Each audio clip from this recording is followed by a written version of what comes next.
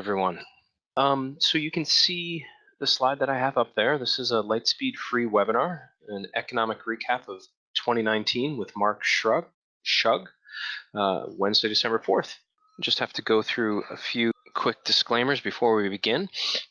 This presentation is for informational purposes only. Nothing presented today should be construed as investment advice or a recommendation to buy, sell, or hold any security or contract.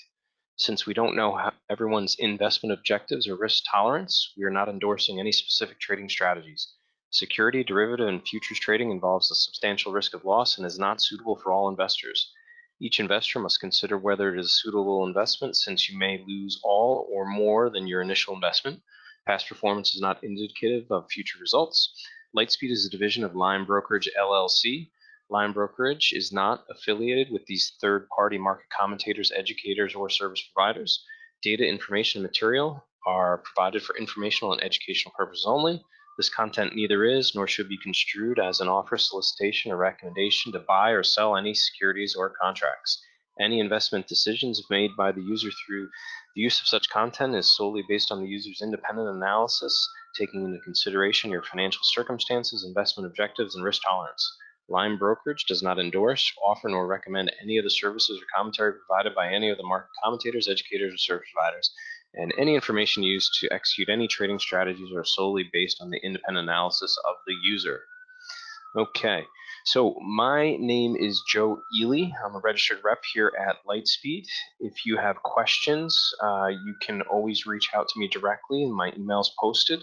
It's jely@limebrokerage.com. I'm also going to be participating in the event and can answer questions if you type them in as well. But do feel free to reach out to me at my email address.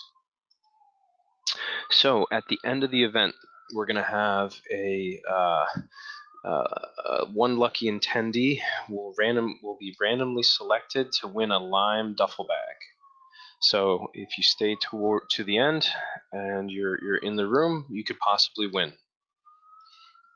So Mark Schug is a Professor Emeritus at the University of Wisconsin-Milwaukee, where he directed the Center for Economic Education. He taught for 36 years at the middle school, high school, and university levels. A widely recognized scholar, he has written and edited more than 230 articles, books, and national curriculum materials. He has received national awards for leadership and research in economic education from the Council on Economic Education and for service from the Association of Private Enterprise Education. He has been the guest co-editor of 11 special economic sections in Social Education, the flagship journal of the National Council for Social Studies. He has served on several nonprofit boards, including the National Association of Private Enterprise Education, Business and Economics Academy of Milwaukee, Economics Wisconsin, Wisconsin Council for the Social Studies, and the Wisconsin Governor's Council on Financial Literacy. So with that introduction, I'm going to take down the slides that I have up, and hopefully we'll get Mark going here within the next minute or so. Just bear with me and we'll continue on. All right, let's go, folks. First, thanks, Joe, for the introduction. I had no idea you were going to read the whole thing. So thank you very much.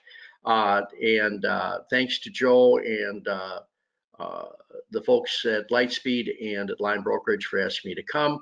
And thanks to all you guys for showing up. I know that this is a busy time of year, so we appreciate you taking some time out. And let's just take a look. Here what we're talking about, we're going to do a quick review of the economic indicators for 2019. We're going to spend a little time talking about a key economic statistic. I know everybody in the world knows GDP, but very few people really know what it means. And I think there's some very relevant information here that investors might want to pay some special attention to. So we're going to kind of take it apart and then see what that might actually mean for you. And then let's talk about what forces are pointing toward a recession in 2020 and what forces are pointing away from a recession in 2020. We'll do a quick review, and then we've got some time for questions. That'd be great. And Joe's going to be kind of paying attention to questions as we go too. And so don't be shy about asking things. So quick review of 2019. You know, it seems like stocks have been kind of sideways most of the year. We got off to a tough start with that. The Federal Reserve doing a rate increase in December of 2018, and the markets really didn't like that very much. And so we kind of got off to a slow start that way. But it's been a pretty strong November. Understanding that the last couple of days it went down a little bit, but you can see from the graph there we're showing pretty good numbers. From the top graph there is the Standard & Poor's, and the bottom, a little bit lower one, is the Dow Jones Industrial Average. So you can see they've done very, very well this year. Dow Jones Industrial Average up 20%, S&P 500 up 25%, and well, those two are at the top. This is the S&P 500. Down here is commodities. And so you can see that the commodities end is not doing anywhere near as well as stocks. So it was a good year to be in stocks. The reasons for the strong finish, I think, was hopes of a trade deal with China. Now we'll come back later, but now the talk is maybe it won't be until 2020. But right here in this time frame that we're talking about, just lately, that was one of the reasons that people were a little optimistic. The U.S. economy is continuing to grow. Many of the economies in the world are not growing very positively, and so that's been a strong indication. The manufacturing sector seems sluggish, but there's a positive sign or two. The housing sector is showing some potential. We're going to talk about interest rates in this in just a minute. GDP is growing based largely on consumer spending, and we're going to be coming to spend some time on that here just shortly. And labor markets, of course, have continued to be one of the real hot spots of the economy. So talk about factories, about manufacturing. You can see here that the number of people in the workforce, this has been going on for a long time, right, is actually declining. Manufacturing is kind of looking the way agriculture looked years ago, that because our production is actually increasing, not as fast as GDP, but it's increasing. So we're still manufacturing more than we have before, but we're employing fewer people. And part of that is because of competition from places like China, but part of that is we're getting better at this, just like people in agriculture. We just have a very small percentage of people in agriculture these days, even though we produce more food than we ever have in the past. Talking about housing for just a minute, mortgage rates are way down, and so that looks pretty terrific. And generally, applications are up, so that looks pretty terrific. And for the housing sector is going north, that's a really good sign. I'm coming to you from South Florida, and in South Florida, there's just a huge housing boom going on down here. And so that looks positive. But on the other hand, there are reports that baby boomers are staying in their homes longer than expected. So the inventories are down. So even though as we see here, mortgage rates are coming down, the number of units on the market aren't quite as strong as you might think. Those old baby boomers are just staying healthy too long, and they're not downsizing as quickly as expected. So that's why inventories are down. So when will these people start moving out of their houses? But then there's that other part of it. So we'd like to see a pickup in the housing market, but then what? Then other people kind of argue about a glut of housing suddenly when baby boomers actually give up and decide to move on with things. So it's a little bit of a mixed bag in housing. Let's dig into GDP a little bit and see what this number can tell you. GDP is the most important economic indicator out there, and that's why so many investors follow it. It's really important for equity investors, people that are paying attention to corporate profits and wanting to figure out where we are in the business cycle. So we're gonna move a little quick there. Here we go. I hope you can see this. This is the Dow Jones average, and these shaded spots here, these are recessions. And so you can see it's pretty clear what happens to the Dow Jones average when we come into a recession. So recessions in that sense are really not good for markets, for the stock markets. So that's a very important pattern that's been around for a long time. So what is GDP anyway? Here's our lovely lines showing GDP back to 1947. It's the market value of all final goods and services produced in a country in one period of time. Final goods, so this is the car, not the radio and the transmission and the seats, right? So it's the final good. If the final good happens to be a microchip that's being shipped to China to be assembled into some bigger product, then that is the final good. So if it leaves the country, it's going to have another application. That's okay. That's considered a final good. And services produced in a country. So it's a measure of what's produced in the border of a country, like the United States, over a period. And so this isn't ownership, it's just where it is. So what we want to know is what's going on with GDP relative for American workers, people in the country, and then over a period. It's generally reported quarterly. It's regarded as a primary measure of the health of the economy. It's used to determine where we are in the business cycle. And it kind of unofficially, the business press refers to a recession as 2 quarters of negative GDP. So 2 quarters of negative GDP. There's another agency, a committee of economists that have a much more sophisticated way of looking at what a recession is, but this is pretty much good enough for what we do. And here we go. Here's the latest numbers from the Bureau of Labor Statistics. And this is just going from 2015 to 2019. And you can see we've had a long run. And if we were going back further to 2009, we would still see positive, most of the time positive. We've had 1 or 2 quarters back here when GDP turned negative, but not 2 quarters. And this is information from the Bureau of Economic Analysis. And so for those of you that want to check GDP, this is where you go. You go to the Bureau of Economic Analysis, you look at their the press release that they release, but then you can dig a lot more into the details that they present. And now, so here's the longest running growth cycle.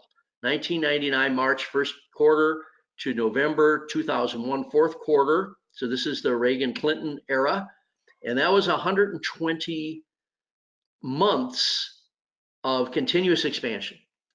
And today, every day that goes by, we get into another expansion. So this has been going on a long time that we've been fortunate with this. So here's the Bureau of Economic Analysis. That's where we're going to get the numbers.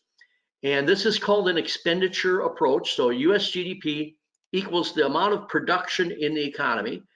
And then another way of thinking about it is the amount of income. In order to, when you produce stuff, you produce income. So these are kind of measuring the same thing, but we're going to look at the expenditure approach in terms of GDP. And that's the most common way, and it's the easiest way to think about it. So GDP is made up of 3 components: C plus I plus G plus net imports. Net exports. So let's just take this apart. The C is consumption, I is investment, the G is government spending, and this X is exports minus imports. That's called net exports. I'm going to elaborate on those in just a second. GDP last year, you know, we haven't finished 2019 yet. Was $21 trillion, almost $22 trillion. And now in 2019, we grew through 3.2 in the first quarter. That's a very good number for a country like the United States. Quarter 2, we stepped back a little at 2.22%, 2.0%. In quarter 3, the first estimate was 1.9%, but the most recent estimate that came out last week is 2.1%. So yeah, we'd all like to see it more like 3%, but that's still a pretty good number. The reason I got that little arrow there is just to direct your attention to BEA is where you get this information. It's $1 trillion. It's $22 trillion.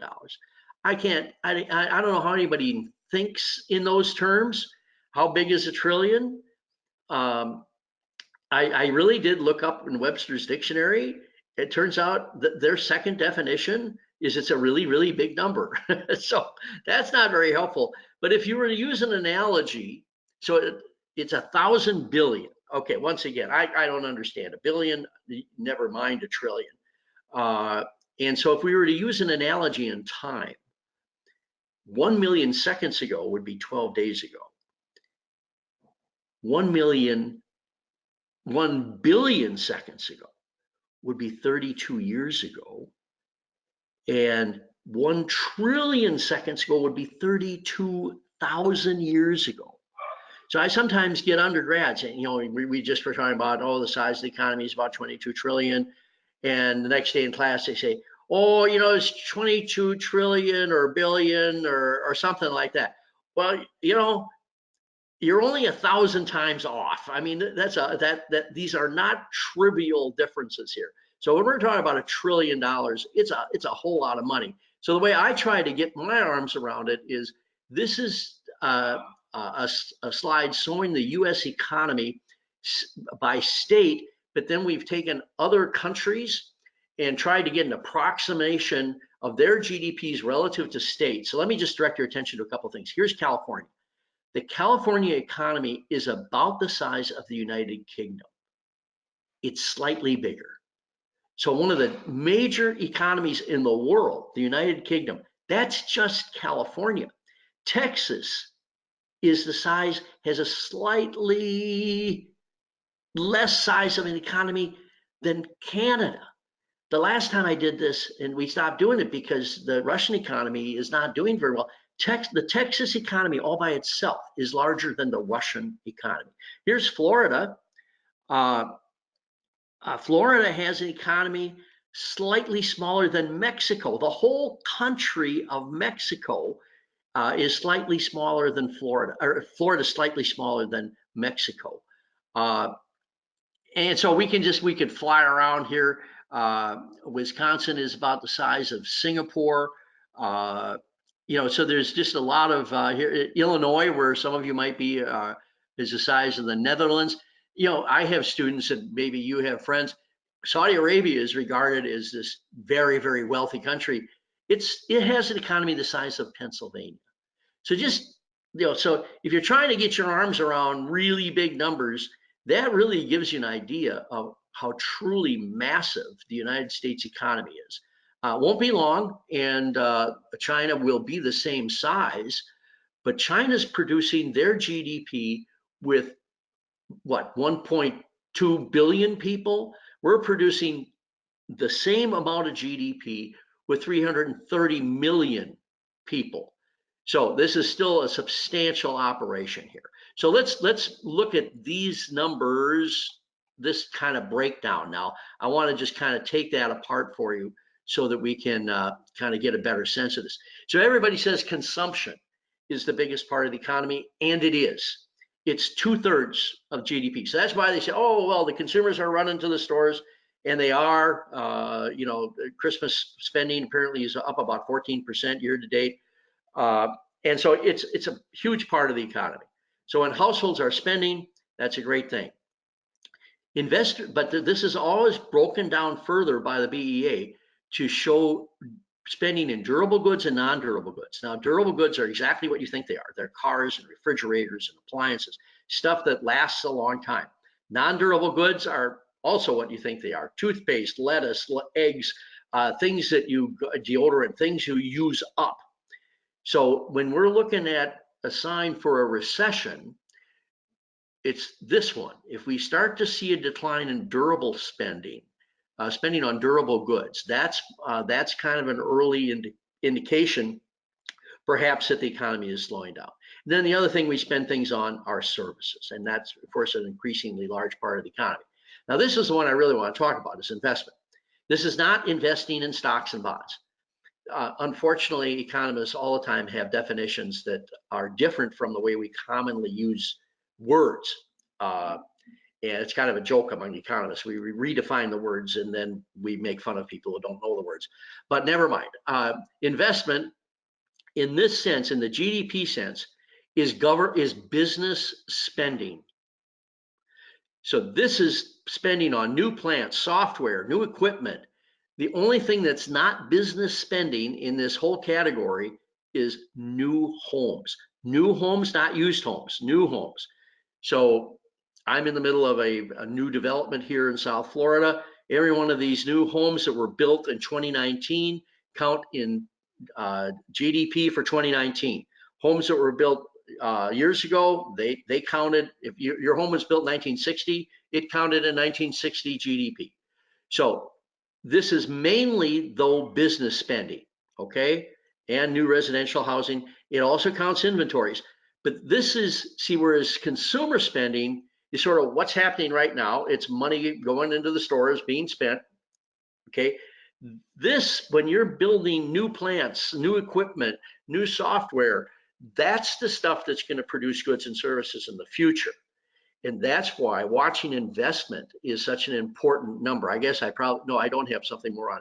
So this of GDP, of all the things going into GDP, I think this is, you want to watch the trend in this investment is what really gives an indication of what's coming down the road.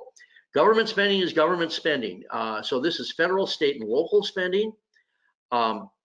You often hear a lot about the federal debt, and it is massive. It's around $23 trillion. But that isn't what all is counting in GDP. Most of federal spending today is transfer payments. That's Social Security, that's unemployment, that's Medicare, that's Medicaid. And that's transfer payments. That does not count in GDP. It's federal and local and state spending. When the government actually spends money on roads, education, national defense, that's what that's the portion of GDP that is government spending. And this is a little complicated. Net exports means we take, when we make something in the United States and it's going to be shipped to the United Kingdom, that export is made in our country, so that needs to count in US GDP. But we all know we import a ton of stuff too. The United States is a major manufacturer and exporter of goods and services, primarily services really. But imports are stuff that was not made within the borders of our country. So that has to be backed out. So that's how it works. Exports, that's foreign demand for US production.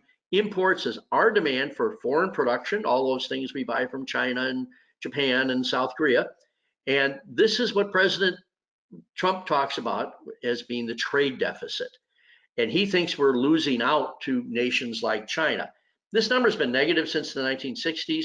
The economists almost uniformly, I think I'd say confidently, 95% of economists really do not worry about this trade deficit. At any one time, we always have trade deficits and surpluses with various countries around the world. It is true business people like Mr. Trump sometimes look at this a little bit differently. Economists generally don't worry about this number being a negative. So here are two things to kind of look at. So here's the breakdown in GDP spending right now. So here's the spending part. This is the consumer part. I know we have a brisk session right now for Christmas spending or holiday spending, but you see that's been going down a little. Now it's been, yes, we had a big jump here and now it's coming down, but this is the thing that worries. This would be worrying to me, declining business investment. This is just current stuff, but this is future stuff. You know, they're building the new addition to the factory now, but you know that the whole idea is that's going to produce more in the future, and that's, so I would watch this part of the equation most carefully. Just real quickly, GDP, like any economic statistic, has its own problems. It doesn't measure anything you do at home. So if you have a vegetable garden and you harvest your tomatoes every fall, that doesn't count. If you paint your bedroom, that doesn't count. The paint counts. If you hire a painter to do the painting, that counts in GDP. But if you paint it yourself, that doesn't count. If a spouse stays home and takes care of the kids, that doesn't count in GDP. But if you hire daycare, then that does count in GDP. We all know that there's a large underground sector in the economy. We have estimates for that. It's actually somewhat substantial. So this is drugs and other illegal things that are going on out there, people working off the books, all that kind of thing. The big mystery right now is what to do with free technology services. You know, a lot of folks use Facebook, but folks don't pay for it. And so right now, that's not in GDP. So we're not quite figured that we're working on that to see what might be a good way to include that kind of thing. And they're talking about maybe taking advertising revenue and counting that in GDP, or maybe payroll. So it's you know, this is going to go on for a little while. But so it doesn't capture everything, but it's a very consistent measure, and it's one that, like we say, is really important. All right, so shifting over. Is a recession coming in 2020? Well, just in terms of stock market, not GDP now. So it's GDP that we look at to know whether we're heading for a recession. But I just thought you'd find this interesting. This is from the Wall Street Journal at the end of the last week. The big banks' predictions are a little all over the place. I wish they'd be a little more helpful. If you've got some confidence, Goldman Sachs, they're saying we're going to have a relatively good year. Citibank and the Bank of America seem to think we will too. Stifel and Morgan Stanley and USB, not so much. So they're kind of predicting a so-so year, at least according to this article in the Wall Street Journal. So is a recession coming? Yes, a recession is coming. The hard part is knowing, will it be in 2020? We still have something called the business cycle, and no one knows exactly where we are on the business cycle, right? Because it's in the future, you know, this is happening right now. So are we here where we have several more quarters to grow? Are we here where we're very close to the peak, and then we hit peak and then we begin the trough? That's the decline. So this is the contraction, then we hit the trough. So this is historically accurate. So that's why I say, yes, there will be a recession. The trouble is nobody knows exactly where we are. And so, and growth cycles don't wear out the way people do, right? Growth cycles don't wear out. They're not people. So this could continue on for some time, but we're just not sure how long it might, okay? So is a recession coming? Maybe, let's say yes. These would be the factors that I'm looking to suggest this. Looking at the yield curve inversions, bond curves, bond yields, we'll look at that in a minute. This is the Institute for Supply Management. This is a very respected manufacturing index. It's often quoted in the Wall Street Journal. The new one just came out that includes November data. We're going to take a look at in a second. And uncertainty due to trade. I mean, the pot just keeps getting stirred with trade to China, and now the recent talk about slapping tariffs on Brazil and Argentina, and of course what the Fed decides to do with interest rates. So let's just dig into these quickly. So when we have an inverted yield in long-term bonds, what that really means is that long-term bonds generally have a higher return to reward, you know, investors that are buying bonds for the long term, and you know, lots of bumps in the road in the long term, so they expect to get a higher return for their investment versus short term. Well, when you get a reversal of that, where you're paying more short term than long term, that tends to be a predictor of a recession, and that is sort of what we're looking at here. Now, this is harder to see, but these red dots are where we had an inversion, but no recession. And you see there's only 2 on here. Here are these green dots, if you can get in that close. There are many more of them. And then, so it predicted a recession. There's a green dot, but the recession came later. And that's the thing, is that the recession often comes months and months after. So even though we've had yield curve inversions, that doesn't mean it's happening tomorrow morning. It might not even happen in 2020. So here's this Institute for Supply Management, their November. This is the most recent data out here. This is kind of their key index, which is their Purchasing Managers Index. This is a summary of about 300 manufacturing firms producing that they take into their survey. They want this to be over 50%. and it's 48% and been showing a slight decline. So that's where we see the contraction happening. This is the PMI right here, declined. I'll show you the numbers in just a sec. Overall economy, however, it is in its 127th consecutive month of expansion. So that's the GDP part that lends a little better part to the picture. But clearly, the Institute for Supply Management is a little worried about a recession. They're not shy about talking about it.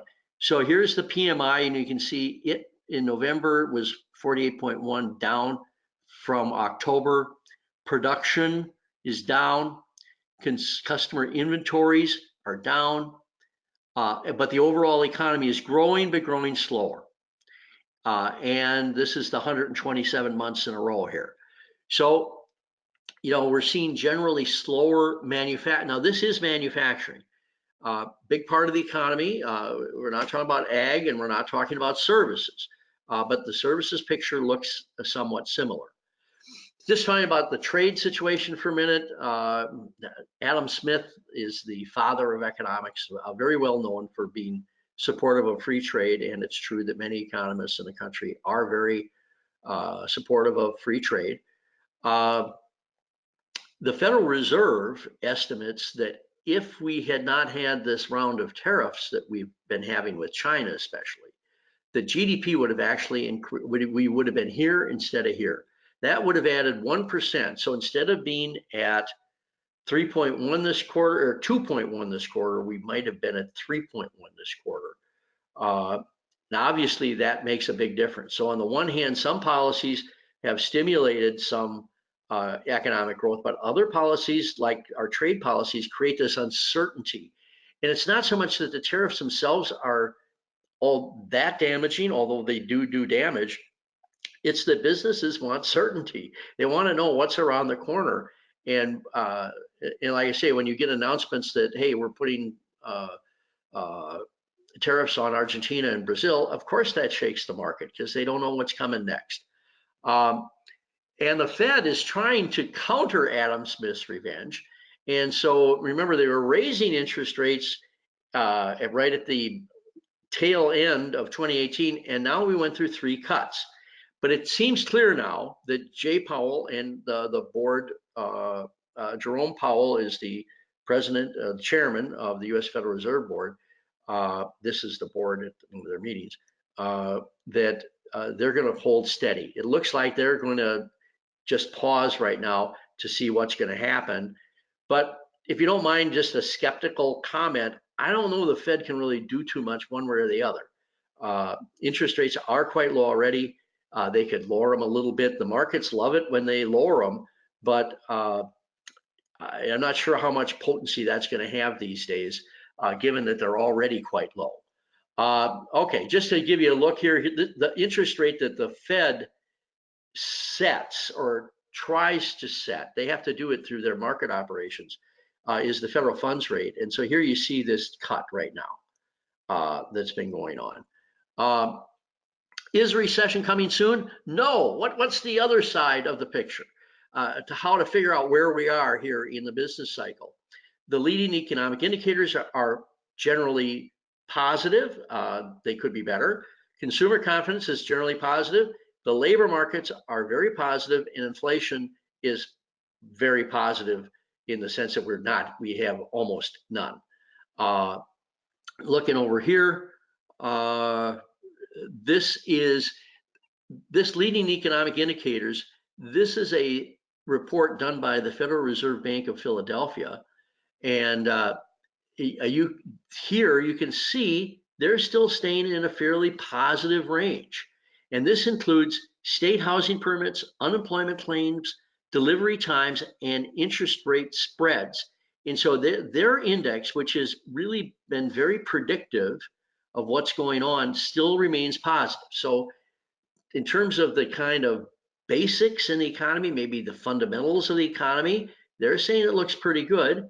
This is this University of Michigan survey that you often hear about that reports consumer confidence. Consumer confidence still pretty strong, and I think it's really strong during this holiday period for sure. And unemployment rates, as we know, are very low. And so these are historically low. And as is often reported, many groups of people, women, African Americans, Hispanic workers, are all at record low unemployment lows. So it's really, look at where we've come since the Great Recession. I mean, that is simply remarkable. And so that's a historic low. So that's a very positive number. And the number of people, unemployed people per job. So now we actually have more job openings than we have people to fill them. Another kind of remarkable time in our history. So clearly we have a little mismatch here. So part of what you're seeing in this slide is a little mismatch between the skills people have and what we need in the economy specifically. So so we have a problem, and as I'm sure you know, there are many spots in the economy where employers can't find enough workers at this point. And another positive number, this is the labor force participation rate, and this is the number of adults that are participating, are working, are participating in labor, are in the labor force, not necessarily working, but they're in the labor force. They're working or they're looking for work. And so this increase here is from women coming into the economy beginning in the 1950s, 60s, 70s. Just a terrific increase, which added fabulously to the production in the United States. But this line is very expected because these are the baby boomers retiring. There's some other noise in here too, but this is mainly baby boomers leaving. They're in their 60s and beginning to retire. But look at it, stabled out. So we expected it to kind of keep going down, but instead, that's a technical economic term. Keep going down. But so this has stabilized out. So this is this means that maybe boomers are staying longer in the economy. It probably means that people have been staying on the sidelines for a long time, have decided to come into the economy, and so that's a healthy thing for most families and neighborhoods. So that's a really good number. And these young people that were holding out for a while are now also starting to come back in the economy. And so that's a very positive number. So the labor markets look pretty good right now. And inflation has been low. This is back in 1980, 78, 80. And you can see we were double digit inflation. And you can see where we've been lately. That's the Great Recession, where we actually had some deflation. But you can see this has been, the number here over here is 2.5%. I don't know if you can see that, but that's 2.5%. So this is very, very modest inflation. So the idea that we'd have, some of us expected that we might get a jump in inflation given, for example, the amount of federal debt, but it just hasn't materialized. So inflation, in fact, the Fed worries a little bit about inflation being too low. So once over lightly, and let's see, we're 35 minutes into this, so maybe I've been talking too fast, but let's just talk about once over lightly and then see if we certainly have some times for questions.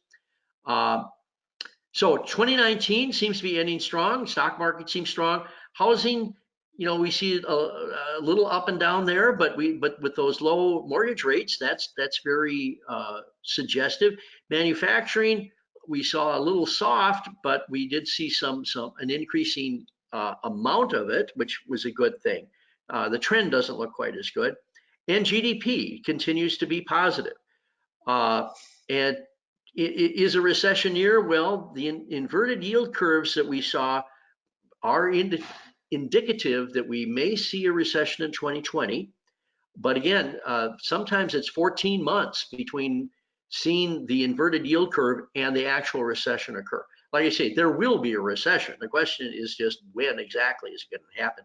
And we saw from the Institute for Supply Management that their numbers show a weakening trend in manufacturing. And of course, we read every day in the newspapers about the trade uncertainty.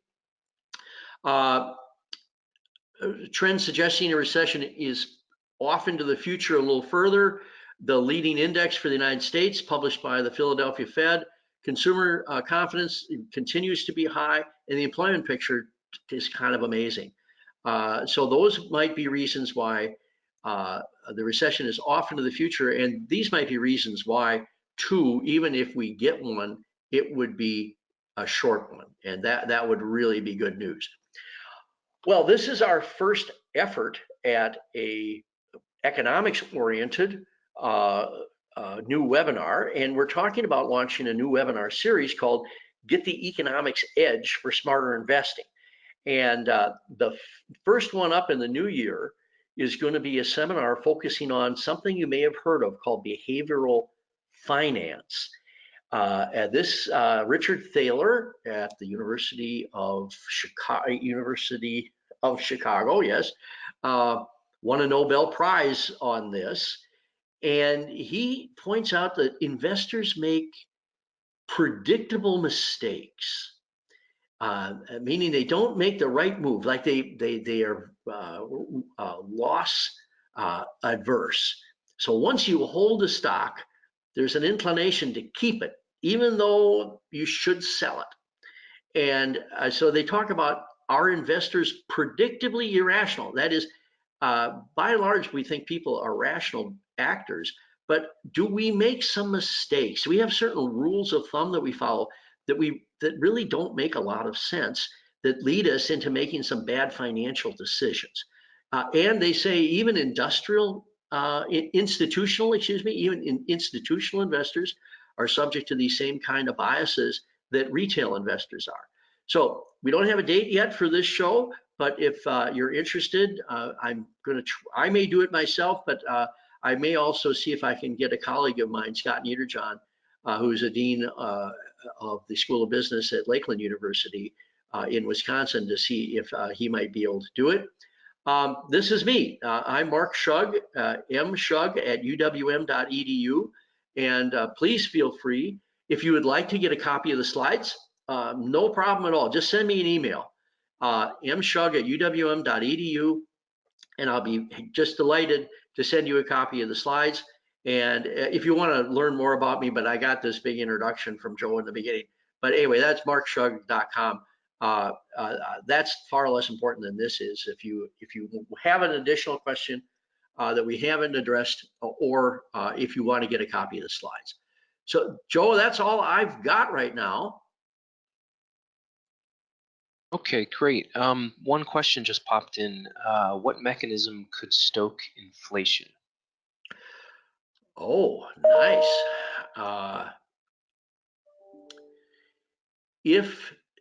Well, for one thing, here I would look at the federal budget, not the GDP spending of the government, but the fact that the debt is getting very high.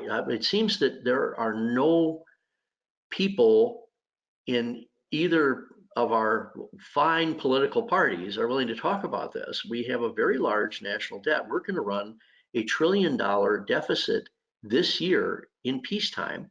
And the Congressional Budget Office is basically saying that's going to be going on now for the next several years. The Congressional Budget Office worries about the risk of that. When you're running very large deficits and you're accumulating a lot of debt, there might come a time when investors lose confidence in US bonds. If that would come, then that would mean we'd still have to be selling bonds in order to cover our deficit, but the interest rates would have to crank up for that. And that could be one scenario to kick off a round of inflation.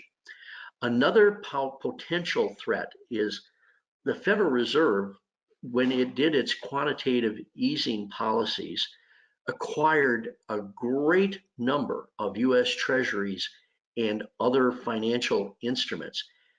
And they went up to several trillion dollars that they're holding. They want to try to cut this amount down by not renewing bonds and other kinds of policies that they could use. But this is very experimental. And they have sort of stopped doing that now, because as they were pulling that number down, they noticed problems in money markets. And they've been pumping more money into those markets to make sure that that they stay healthy, so that there's plenty of credit in the money markets. And so that's another, so monetary policy, is one potential cause of inflation, and fiscal policy, that is government spending policy, is another second cause. How's that? Sounds good to me. That's the only question that we have. It looks like maybe one more came in. Someone did post that your example of a million versus trillion using seconds was fantastic. So they say thank you for that.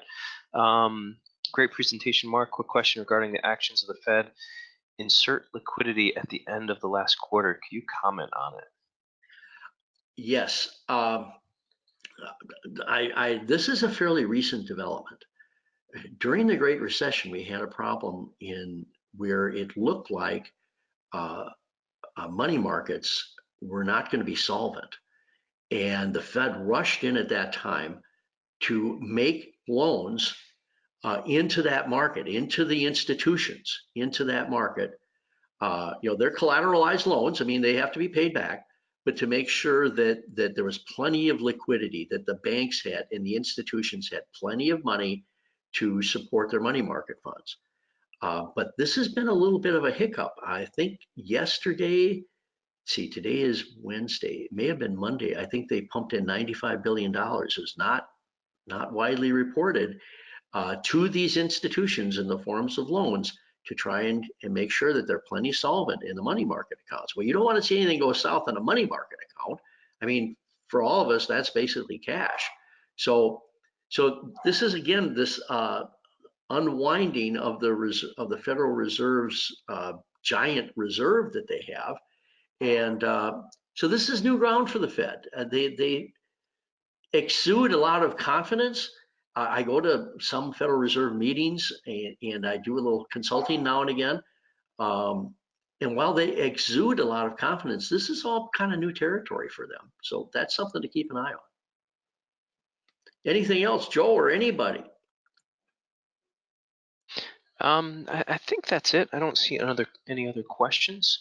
I want to thank you so much for your time. I think it was very enlightening, and I think a lot of people that attended definitely learned something and took something away. I know I did. That's always good. Also, I do want to. We're going to do our giveaway for the Oh, that's right. Lightspeed bag. So just bear with me 1 second.